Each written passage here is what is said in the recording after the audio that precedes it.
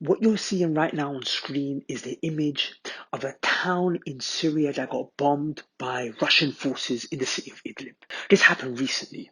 There are casualties of innocent women, men, and children. What's sad is that 9 years later, the conflict is not anywhere near close to being resolved, and refugees are still turning up to the borders because of incidences like this that are still taking place. Those that are at the refugee camps are in need of serious help. We're raising money in these 10 days of the Hijjah for our Syrian brothers and sisters.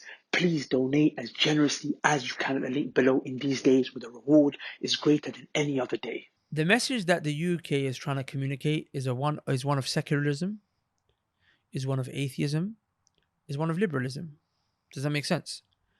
And this is disbelief in Allah Azza wa Jal. Liberalism is literally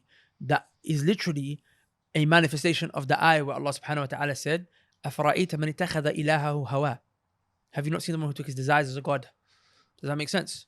He took his desires as a god, he worships his own desires. What's liberalism? Liberalism is founded upon, I don't want to get too technical, it's founded on something called individualism. Individualism is basically, they're connected. Individualism is where it starts, is that I, as an individual, have the right to do whatever I want. Because of that, I am now liberal, I am liberated, I'm free. Liberalism, I'm free to do whatever I want.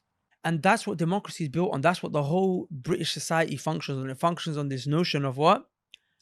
I am, as an individual, allowed to do whatever I want to do. And that's what the ayah is saying. Do you not see the one who took his desire as a god? He takes himself as a god. Does that make sense? The British liberal society teaches you what? Teaches you what? To actually do what? To actually worship yourself. It's actually interesting because in the 1800s, 1890s, there was a Prime Minister of England. His name was William Gladstone. And he introduced something called Gladstonian liberalism.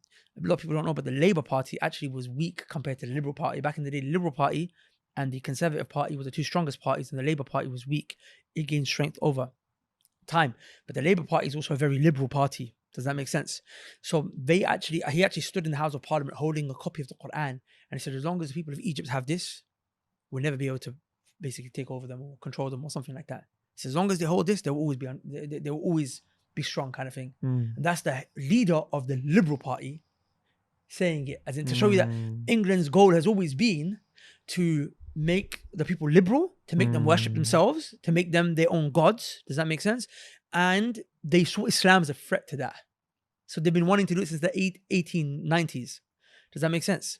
So that's why you find that, when Turkey, became a secular state with Ataturk, one of the first things that they did was they cut off the Arabic language, to cut people off of the Islamic studies and whatnot, and so on and so forth. Even in Pakistan, when things happen, they tried to eradicate Islamic studies in Arabic from the syllabuses and the curriculums. So this is something that they want to do because they want to make you liberal. And liberalism leads to something called secularism, which is the disconnection between state and society. As in, your religion is in your house. That's why in France they tell you, don't wear your niqab outside. Wear it in your house, but don't bring it outside.